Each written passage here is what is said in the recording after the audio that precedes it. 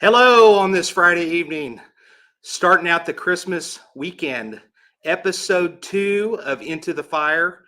I am super, super excited to be here. It's going to be a really interesting show, I think, and I think you're really going to enjoy it here on KGRA. Tonight, I'm going to introduce my little buddy, my wingman, who is going to be. He's going to be joining us for the rest of these shows, hopefully, at least a lot of them anyway. And that's going to be Ronnie Leatherman. There is Ronnie. Welcome to episode number 2. Thank you. I got to tell you a little story real quick. So how this came about is when Chris had actually reached out to me and asked me if I would be interested in this experience. He told me, he said, "Hey man, this is your deal. You know, whatever you want to do, if you wanted to have somebody else come on with you, etc." And I immediately thought of Ronnie. I mean, how long do you think we went back to talking about doing something like this? How many years ago? Oh, bro, at this point, 10 probably 10 years ago at least. At least. Yeah. So just to kind of give people an idea, Ronnie and I, we didn't have partners in our unit. We didn't have partners, but we certainly worked together for the most part. Actually, we kind of forced it into where if he had a case, I would be helping him and vice versa. And so we would talk about this stuff. And I think that was even pre first 48 days, really. We were kind of discussing the possibility of doing this. So there are some people, I'm sure, no doubt that there's people that are listening in. And I wanted to mention one thing before we go any further. For those that are listening, if you are actually on KGRA's site and you're watching this live, or after this thing is already played, you can feel free, man, message in there where you're from. I'd like to know where you're listening from.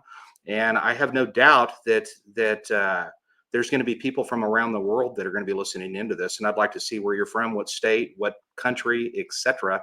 Amanda went ahead and put up our promo code. If you are super interested in getting all the possible content that you can absolutely stand on this station, all you have to do is you have to type in what I've got listed there on the thing. It's DET White, and put that in for the promo code, and you get 30% off for a year subscription. And what does that get you? That basically gets you where you can watch the videos unlimited on any of these shows. And I just have to mention this real quick, and then we'll get to Ronnie's introduction. And that is, I kind of played around and just listened in on several of the other shows just to kind of find out who else was in the KGRA family.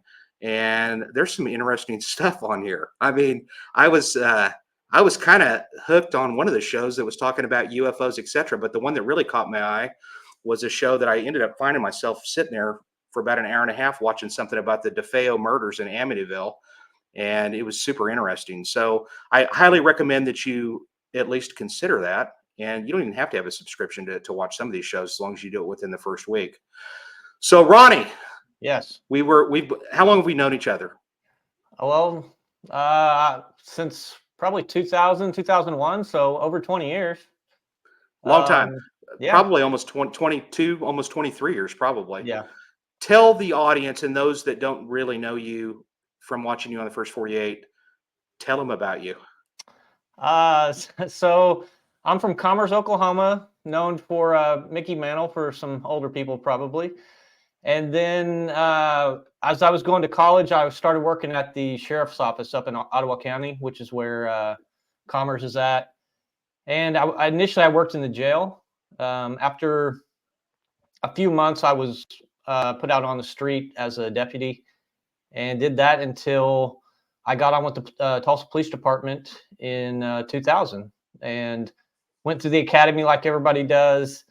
Was in patrol for a few years, and then I went to our Special Investigations Division, and I actually took your spot in Vice. Took your designator, took your phone. Took my phone calls. You took some of your phone calls, yes.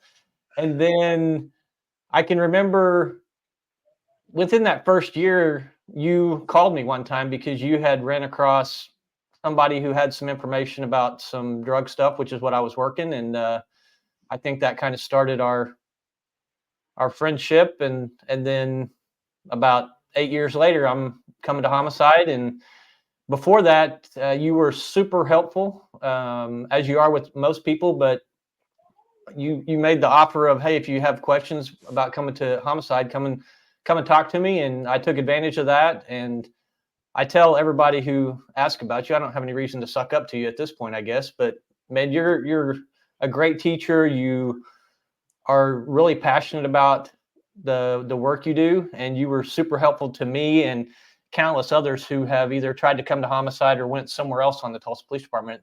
So just know that I appreciate that. I always have. And then once we started working together, we just hit it off. And initially I think it was just me, you, and John, because there was a promotion or somebody left or something, and so there was only 3 of us when I came to Homicide. It was broke up into 2 teams, and so initially it was just me, you, and John, I'm pretty sure.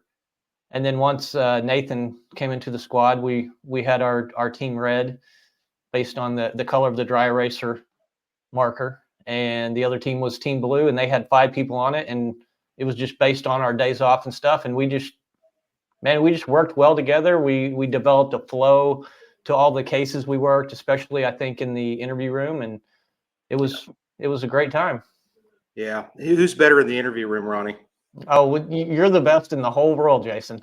No, that's no. Ronnie's being very modest. Ronnie is really good, exceptional reputation on the police department. For those of you that are just joining us, we're coming to you from Tulsa, Oklahoma, into the fire.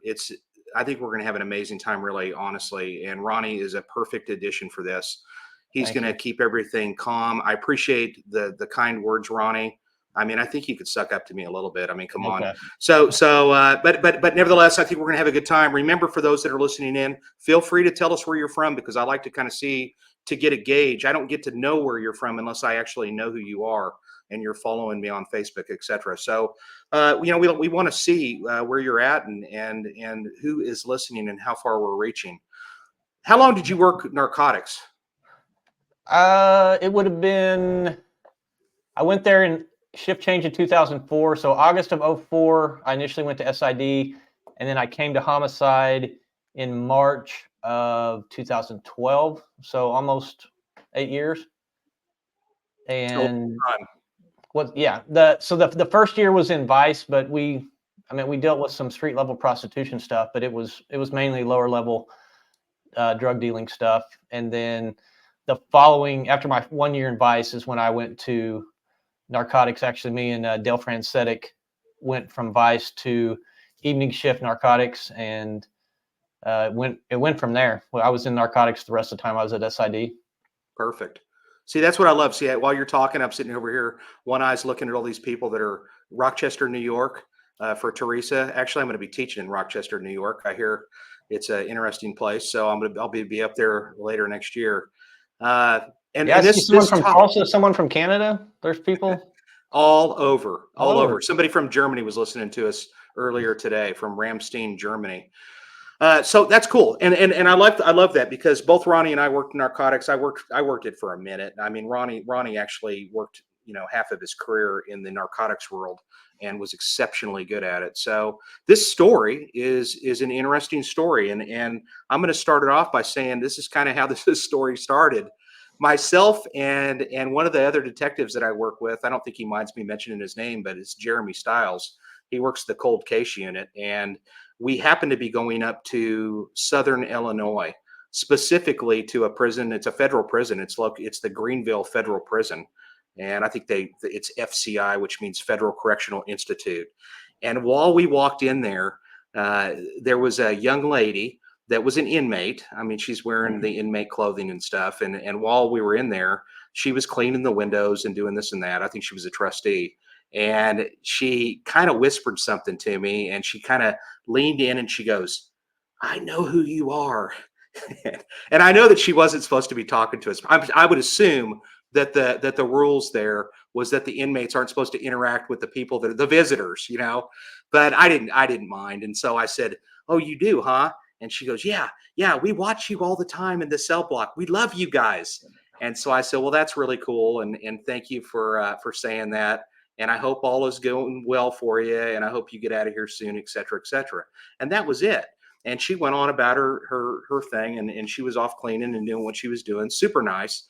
And then probably a year later, actually, I think it was about 3 months later, is when I got a message on my Instagram, and I get messages from tons of people, and I read them all, by the way. I read every single one that I get. And this one message came in, and it was from her. I didn't know that at first. I'm reading this thing, and she goes, "Do you remember me?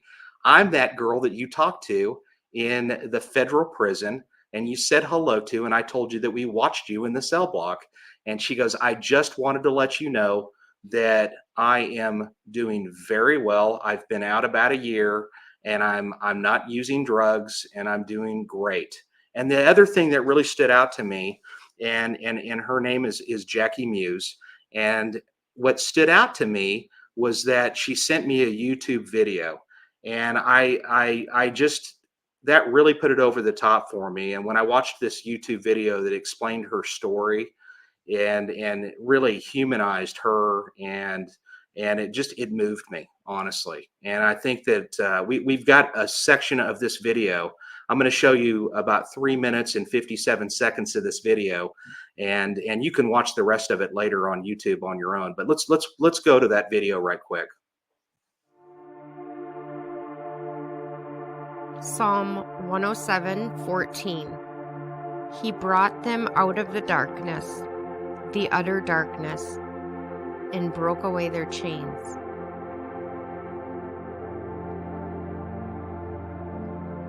I grew up in Sioux Falls. I was born and raised, and I went to Lincoln High School, and then I went to the University of South Dakota to get my nursing degree, and I got married and thought that that's, what life was going to be like, and I was on a pretty good road to be set up for life, maybe have kids next. And so when my husband cheated on me, it just kind of blindsided me, and I just thought that doing the right thing and being, faithful and not drinking very much on the weekends and doing all that didn't pay off. So I'm gonna start going to the bars and just kind of take a vacation, I guess, for a while, but I took a wrong turn. I was still an RN, and I was just starting to hang out with people who were doing drugs. They brought over some meth, and I would just smoke it. Well, sometimes they would lock themselves in my bedrooms at my house, and I came to find out they were shooting meth with a needle. I researched it myself on Google and got a needle from the hospital and made it up in the spoon, and I was just like,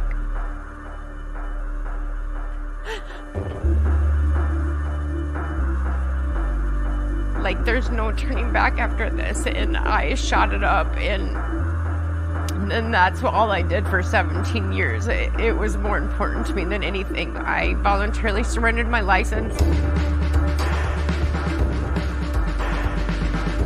I could not be a nurse anymore. I couldn't even function. I couldn't have a job because my job was shooting up drugs and trying to find ways to get more. So in my years of addiction, things got so dark that I just didn't feel like I had a purpose anymore, and that life was absolutely meaningless. I tried to kill myself multiple times. I drank antifreeze and had to be in the ICU on dialysis. My sister told me one time that even she would understand if I did kill myself and succeed, because this was just no way to live, and I would probably be at more peace if I just did pass away. So it was just so dark. I just thought that was going to be my life for the rest of the years, and I was just devastated. I ended up getting a federal indictment in 2019, and that's when I met Jesus. One day, a lady I used to do drugs with came in, and she had a bunk in the way back of the jail and was reading the Bible, and it just looked like the sun was shining down on her, and she just looked so peaceful. And I asked her if she was going to do drugs, and she said, "No, I'm reading the Bible now. I found new peace." And so I asked if I could change bunks, and I went back there with her. And when I started reading the Bible, I stopped swearing. I didn't even try to stop swearing. I had an ultimate peace about me. Somebody asked me if I did want some drugs, and I said, no, there's no way I can have that. I'm like holding Jesus's hand now, and I feel joy and peace, and I just know that he just broke away my chains. I don't even think about drugs anymore. It just seems like that was a different person, a different life. I'm a new creature in Christ. I am so honored to introduce Jackie Muse. There she Hi. is. There she is. Listen, I'll tell you what, after I watched that video, I immediately messaged her and I told her, heck yeah, that you were on the right path. And I told her that I just believe that her story and her journey was something that could absolutely inspire so many. And I'm super honored that you're here. Thank you. And remind people, or just tell people how much of a chance meeting that was for you to be Okay. there in that lobby. So I was an orderly with another inmate at the men's prison. We would ride our bikes from the women's camp to the men's prison every day. And she cleaned the front of the prison. I cleaned the back. One day ever she was ever sick, I was up front cleaning. And that's when Detective Jason came in and said, yeah, I'm here. I'm Detective Jason White from Tulsa PD. Okay, I've heard that on the TV 17,000 times. I said Jason White from Tulsa PD, and I never would have been up front cleaning if she wouldn't have been sick. And it really was. It was divine intervention. It was Maybe. I'm so proud of her. And we're going to go through your story and it's just a fascinating story to me. I mean, I cannot believe that you were addicted to drugs for 17 years. And when you look at you, you can't tell. I mean, you look like you're doing whatever you're doing is you're doing the right thing, and it's amazing. So, I mean, tell us kind of how you ended. I mean, I know you do in the story, you talk about it, but you ended up getting down that, you started using drugs. And at some point, I mean, how many times did it take you to start doing these before you knew that you have a real problem on your hands? Well, as soon as I started doing meth, I would start calling into the hospital sick, and I mean, it just takes over your soul. Like I said, it becomes more important than anything, than food, water, anything. It hijacks your brain, and it doesn't matter if you lose everything for it, because it is the king in your life. So as soon as I started doing that, I not as soon, I moved hospitals and got a job at a clinic, and I went to treatment. So the board of nursing, they were very compassionate. They started me on these health provider meetings, and I had to call a number every morning to see if I was chosen to be UA'd. But by that time, I just really couldn't really even stand to be sober. So I started drinking a lot, and I missed drugs. And I was, one day I just decided that I really didn't have to be jumping all through these hoops. It was a choice to keep my license. And I called the board of nursing and said, I want to give up my license. And they said, are you sure? Are you sober? And I was like, yes. And they call you 3 days in a row to make sure you're sober and you're sane. And they talk to you for 20 minutes. And they talked to me for 20 minutes, 3 days in a row. And they said, okay. And that was it. I gave them my nursing license. And I had no felonies. And about 3 months after that, I got my first felony for drinking and driving. And I mean, just my whole life crumbled after that. Just Yeah. And if you don't mind, tell us kind of what kind of a family you come from. My family is amazing. Nobody's an addict. Just all professionals, nursing. My dad is a counselor. Those are my two sisters. They are RNs currently. I'm in the middle. I was the first RN out of all three of us. And my brother's a doctor. My dad's a counselor. My mom was in the medical field. My grandma was an RN at the VA hospital. Just a wonderful, loving family. It's just, it just shows that it really addiction affects anybody. That's something that I realized when I was working narcotics for all the years I did. It was people who had a crazy childhood to professionals and everywhere in between, and the drug just doesn't care. It does what it does, and it doesn't care who you are, and that was something that just jumped out to me at one point when I was working narcotics all those years. Right. And to ask you a question, Ronnie, when we were working narcotics and stuff, I think that the general citizen, they really don't know what we're doing. And I think that there's in part, I think that they almost have they question whether or not we actually really care about people. Yeah. Really care about people. Yeah. Yes. So We want people to continue down this path. I mean, how many times did you used to, I know for me, one of the deals, if we happen to work with somebody, is like they were going to work off the charge or whatever, as far as making deals or whatever. One of the charges would literally, if they got a job, I would count that as one of the deals for sure. Yeah, it didn't have to be give us another drug dealer or point us to someone who's doing robberies or anything like that. Yeah, if they were making a positive effort in something, yeah, that could count for what they were doing. So Jackie, you told me that, all right, so the first time that you ended up landing in state prison, South Dakota, was it South Dakota? Yes. They have a very unusual law there. Explain that to us. They do. Okay, so believe it or not, I got off the meth. It's not like I was doing great because I started doing morphine pills, but at least I wasn't on meth. Well, anyways, I was doing that, and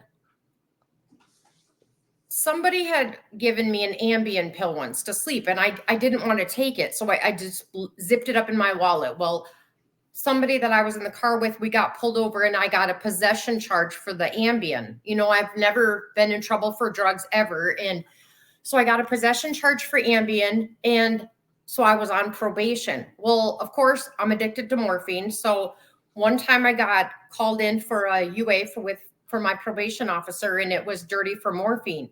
Well, she sent it to the state, and in South Dakota, it's the only state in the entire nation that has it's called possession by ingestion. And at that time, it was 10 years for having a drug in your urine. It's called possession by ingestion. So I was facing a felony 10-year charge now for having morphine in my urine. And that's what I was sent into prison for. I got 7 years for that. That doesn't seem like a productive use of resources to me, but I don't live in South Dakota, but well, it's not. They've lowered it to 5 years now, but it's still a law. I know that people have been trying to fight it, but I don't follow it, so I don't know. But and when I did go to state prison from 2012 to 2015 I have met all sorts of I met all sorts of people that knew all kinds of criminal things, and I didn't even know, like, I could have faked my UA that first time. I didn't even know that. That's how naive I was. I didn't even know that I could have faked my UA for that PO. But when I got out of prison those 3 years, I knew everything about everything. I came out way worse than when I went in. And that's my own fault. I just cling to people who were fun and weren't. Was there anything positive from the state court is it helpful to anybody, or what's your opinion on that? My opinion on that is state prison. I have not seen a lot of success. In fact, they're building another women's prison in Rapid City, South Dakota. Just filling it up. I just really don't think their treatment works very well. I just don't. Well, that's my opinion. What was their treatment? They have it's called, I think it's called IMT, intense meth treatment, is what they have in state prison. Which consists of what? You're housed with everybody inpatient or who's in treatment and who's not in treatment. So then you go back to your little block, and people are making fun of you if you're in treatment. Like, they're like, yeah, blah, blah, blah. And it's just, I just don't think that it's very productive.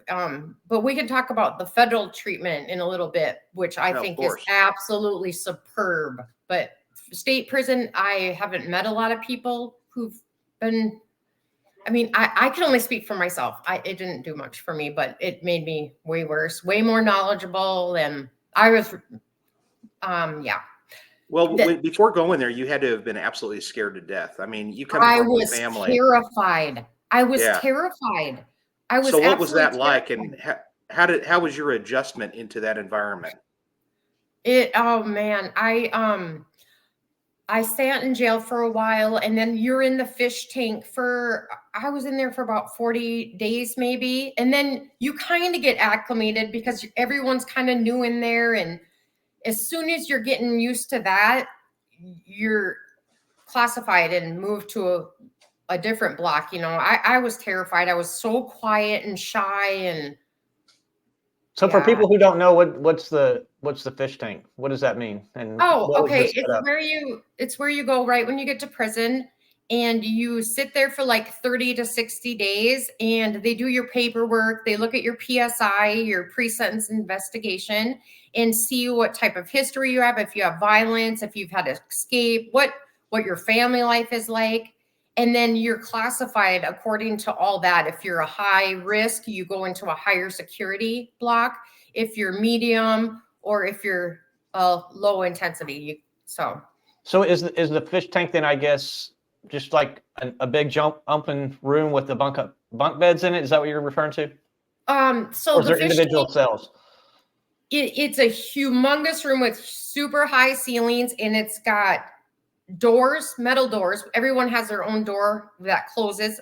And I think the one in Pier, there's just one toilet all the way down the, I don't want to say hallway because it's just, but you have to buzz to get in and out of your room when you're in there to use the bathroom and stuff. And you sit there, you just sit there, you sleep, you get buzzed in and out to go to chow. We call it chow. And it's pretty boring. You can order a TV, but yeah, it's boring, but it's kind of comforting, and you're kind of in your own little bubble. And as soon as you're like, this isn't that bad, they call your name and you're literally like, pack up, you're moving.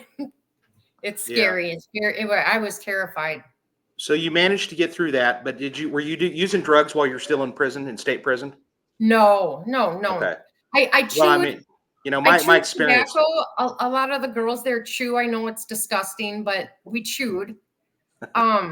It's so nasty, but no, I didn't do drugs there. I don't even know if there was drugs there when I was there, but I didn't do any drugs there. I just didn't do much of anything though to benefit myself. I did everything that you're not supposed to do. So then you managed to get out of there, and I did. and once you get out of there, because we know that you ended up in federal prison at some point. So what was the day in the life for you? I mean, because you got out, did you go right back to the old world? I sure did, because I was just put on pause. I didn't get rehabilitated. And some people can't believe that. How could you be in prison for 3 years and get out and do the same thing? But my mind hadn't changed. Nothing has changed in my heart, my mind, nothing changed. So I smoked a cigarette the second I walked out the door. I drank white wine the night I got out, and I think I did meth within 4 days. Wow. Yeah. And then, I mean, did you go and get a job, or what was up? How were you able to support all this? Because Okay. meth is super expensive. I'm thinking Okay. So actually, I had a lot of like mental issues. I said like bipolar, borderline personality, anxiety, depression. And I actually was on disability from 2012 until a couple of years ago for mental health. I had to be on a ton of medications, and that's how I honestly, personally think that God knew that I was going to go through all of this horrendousness. And because it was just so weird, every treatment center I went in, like 7 different people were like, you should get on a disability. And it was just strange to me. So I just felt like, so anyways, I was seeing counselors all the time, and I got on that, and that's how I paid my rent and ate food. And I really didn't use that amount of meth where it was just expensive, you know. Right. Not then- until later on in my addiction. So you have a period of time that you're using meth for daily.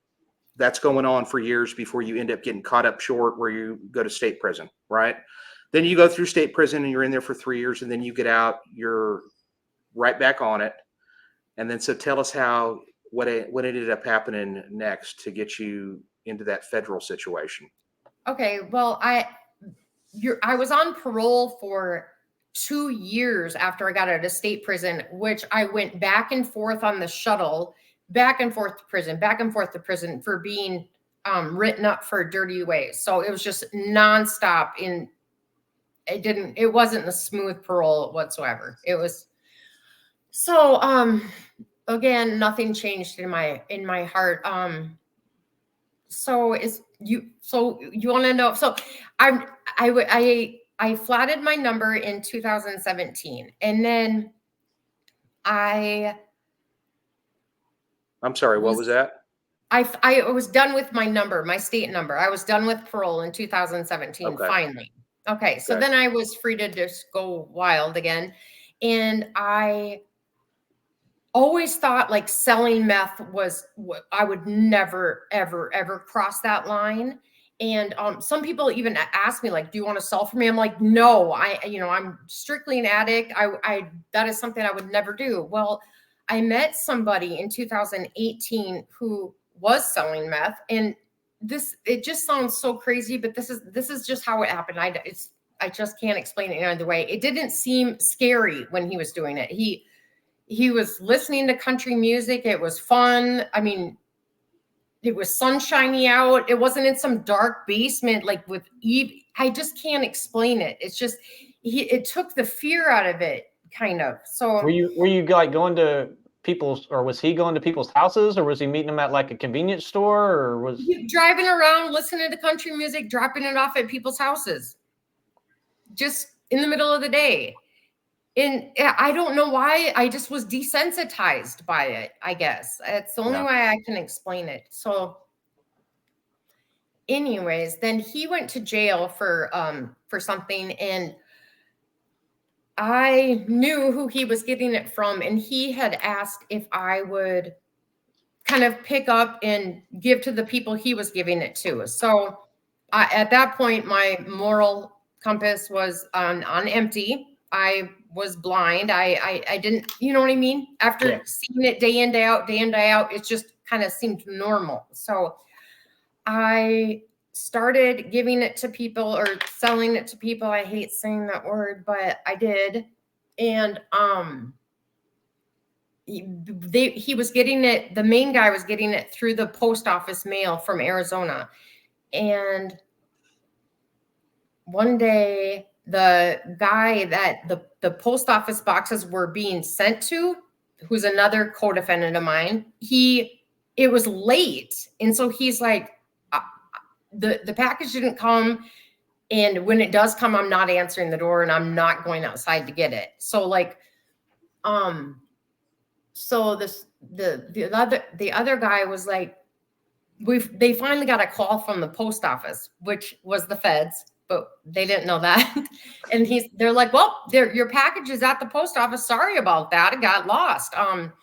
Anybody can come get this post office, or anybody can come get this box. They just need this, whatever, the delivery number. That's all they need in ID.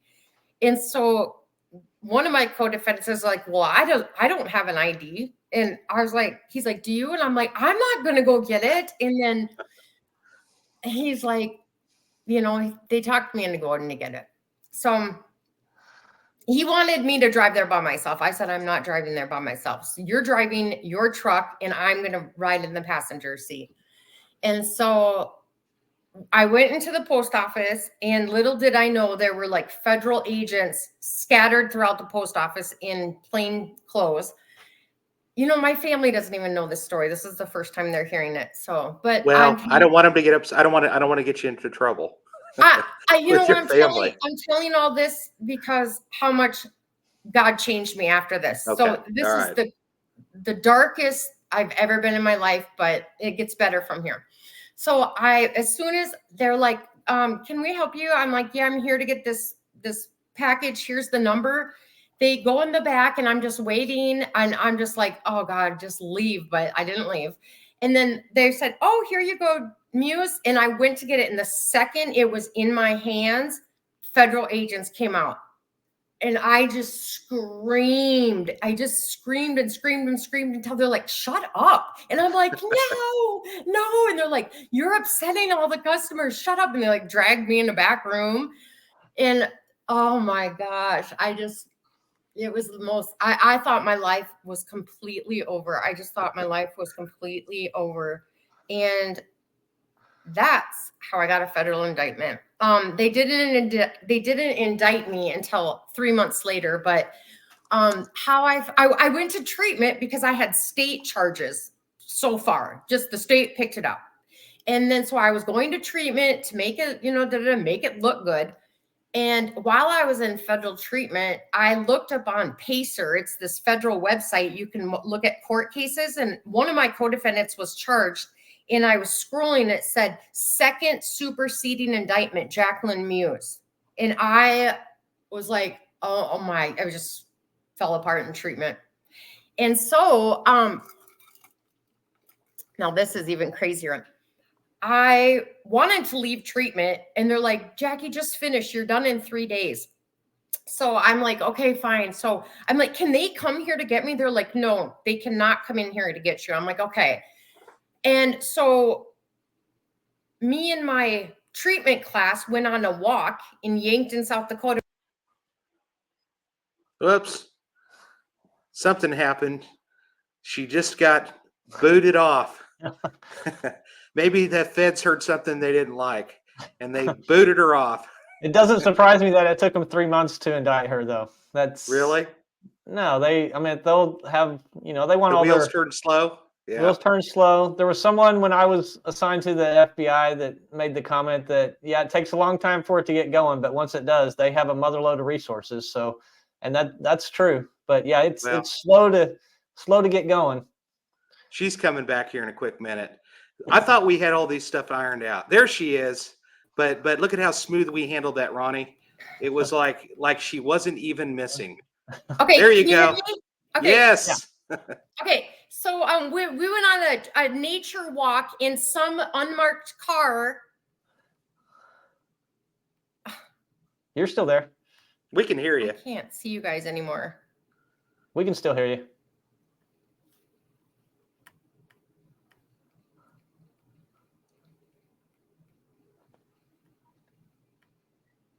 Well, go ahead and tell us the story, and maybe Amanda will figure out what the problem is. Oh. If you can hear us. Can you hear us? Okay. All right. Some unmarked car pulled up, and it was a federal agent, and they arrested me, and my whole treatment class started crying, and then that's how I went to federal prison. All right. So you ended up in federal prison. Was that the only prison you went to? See. Just that one? I can't see you guys. That's all right. Can you hear me? I guess you guys can see me. I'll just keep talking because I can't see Ronnie or Jason, but I guess you guys can see me. So I'll just keep talking. I went to federal prison, and it was the best thing that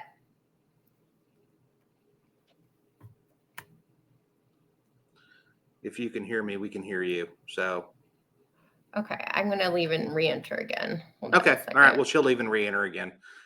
I'm telling you, it's got to be the feds. They're interrupting her what she's saying, but she'll figure it out. So you said 3 months. 3 months, honestly, is I mean, yeah, the wheels of justice turn slow, especially there. And I see Tina had a comment that the feds work faster than the state, and I would just say from personal experience, I would completely disagree with that. Well, it was in Oklahoma, no. I mean, no, yeah. I don't know about South Dakota, but in Oklahoma, I mean, we could arrest somebody immediately and have it done. And with the feds, it's just a long, drawn out process, and super complicated. it is what it is on that. So Well, so far where we're at in this story, while she's getting that whole thing lined up, and I mean, we were really rolling incredibly well there. Uh, I mean, so now we went to the state prison. She got out. She's still doing that. Then she ends up. Now she's going to go through the federal system. What did she mean by that second indictment kind of deal? Do you know what that means? basically, there was more information that they got, so they were adding people to the case. Okay, gotcha. So then we went from there, and I'm seeing all these. Lisa, thank you. You're watching the first 48, and yes, you're watching us. And I have been reading your messages over there on the right sides to Tina. And it was when you just seeing these messages and you talking about the chance meeting with her.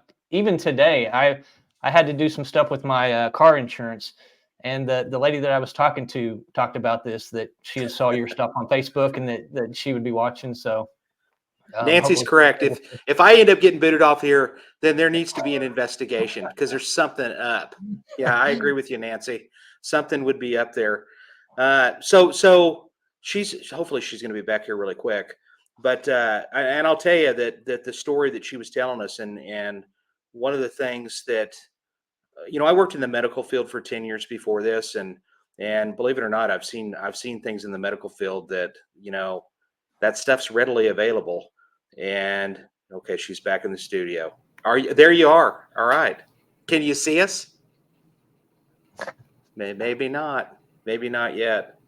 I would think with the time frame now, once she gets back, maybe she can just focus on what she's done since she got out, and how maybe some stuff that can help other people and to prevent them from going down the road she had to go down. Agreed. That's exactly what we're going to do. Just to let the listeners know, while we're doing this, we have 54 minutes. Period. That's it. There's no more than 54 minutes. Once we hit that 54-minute spot, that's when the show is turned off. So while she's still figuring that out, what's some of the?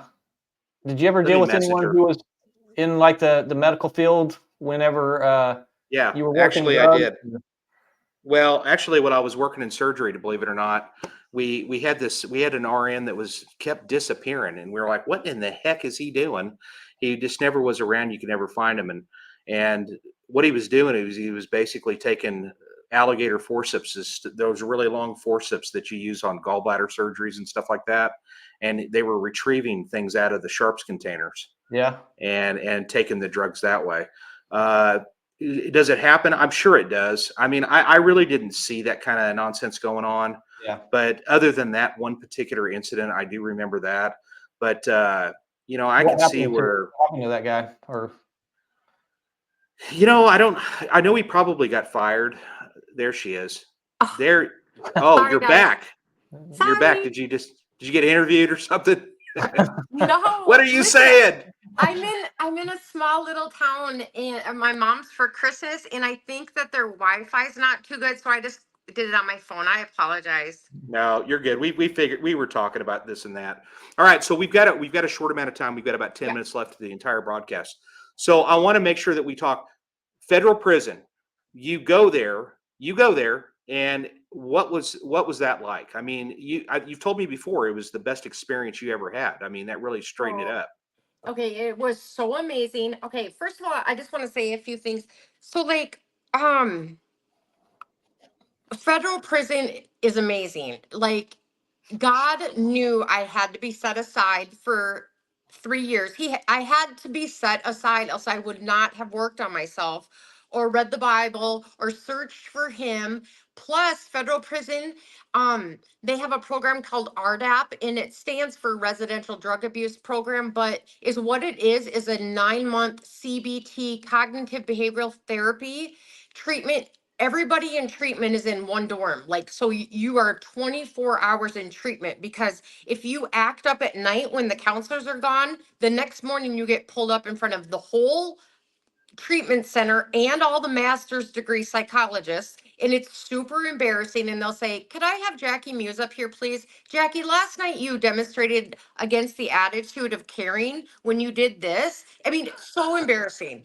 So it's like they mold you into acting right, into having the right attitude, into taking responsibility of your own actions, not blaming your addiction or anything else on anybody else. It's you. It was my choice to do all of those things. You know, it's not anybody else's fault. And you have the way you think and how you respond.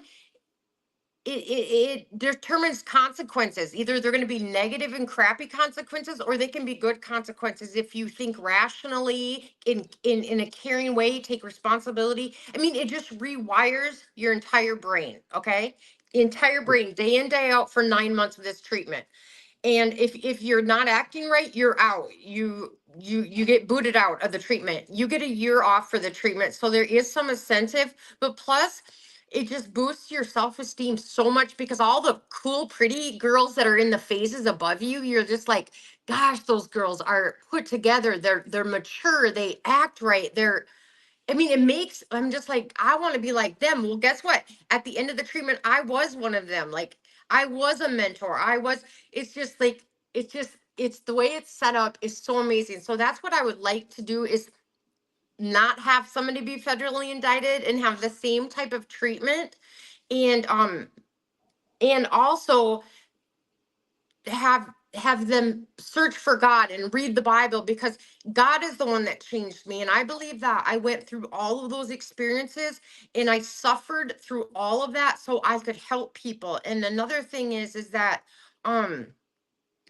if one of those 10, 12 inpatient treatment centers I went to saved me or whatever, God wouldn't have got the glory. I went through everything and all the inpatient psychologists, psych hospitals, suicide attempts, ICUs, all of that. Nothing helped me except for God. And this way, God gets the glory. He chose me. He let my addiction go on for so long until I could relate to people and help people. And he does. God, he saves the brokenhearted and the crushed in spirit, and he will save you. If he saved my family, pretty much gave up on me. Like if I would have committed suicide and succeeded, I believe truly, and no matter how much they loved me, they would have been relieved, because it was just a headache. It was Yeah. so frustrating for them. They were going through all this sober. I can't imagine the pain I put them through. But Yeah. I mean, um it's just a good reminder. And Ronnie, I don't know if you felt the same. I'm pretty sure you did. I mean, we pretty much think pretty close to the same way, but it's self-destruction. I mean, the drug stuff, etc. For me, my heart always went out to people that suffered from that addiction, because it was just like there's a lot of good people that suffer from that, and There they are, just kind of get. and along what Jackie was saying, it snowballs, and that's something that I think gets lost a lot of times. How the stuff she was doing was affecting her loved ones and stuff, and that I think gets lost a lot of times. And so I'm glad you mentioned something along those lines. And yeah, it's just crazy how it can take over your life. yeah, I and cannot. Go ahead, Jackie, please. just a second, what I was gonna say.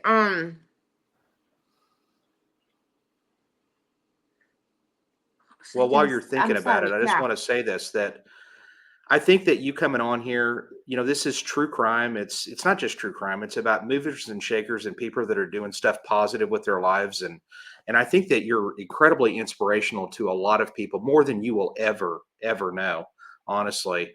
And it's not just to the people that went kind of down a journey that you're going there, that you went down, but it's the family members. And I mean, my gosh, that's a whole nother nightmare in and of itself, just family members dealing with this.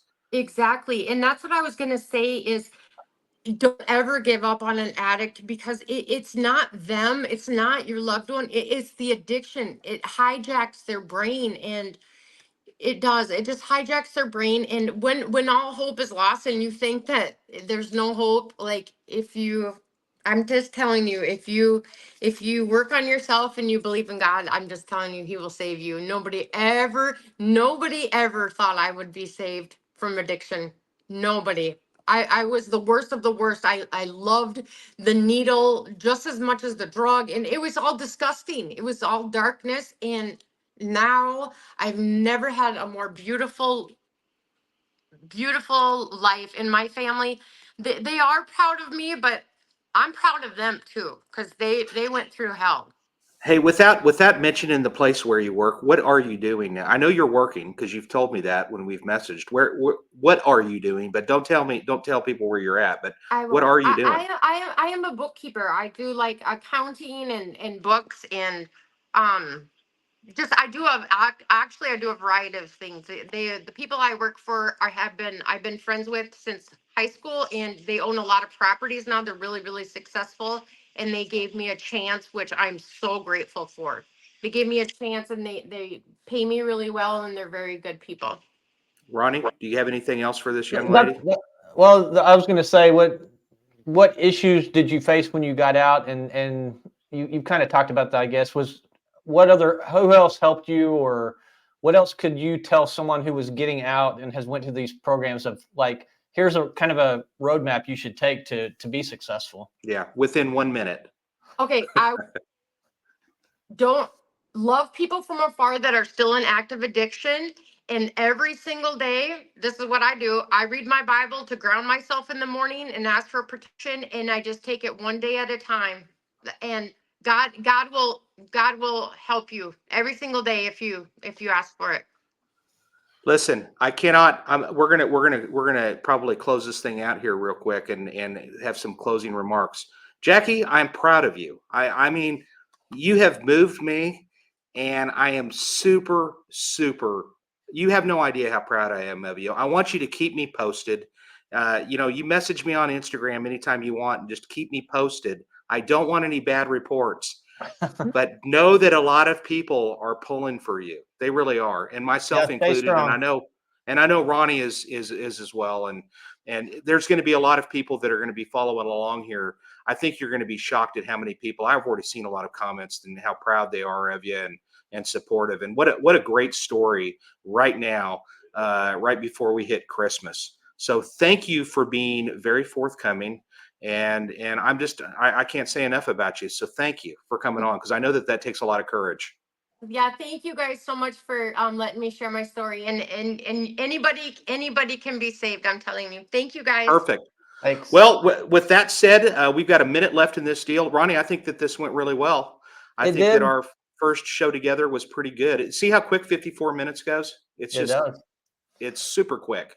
I But want to think thank Jackie's everybody. story was just great, and it just I did say again for everybody, just don't give up and keep pushing forward and get through it. completely Good, Jackie. agree. Completely agree. Both Ronnie and I, and Jackie as well, I'm going to throw her in on this.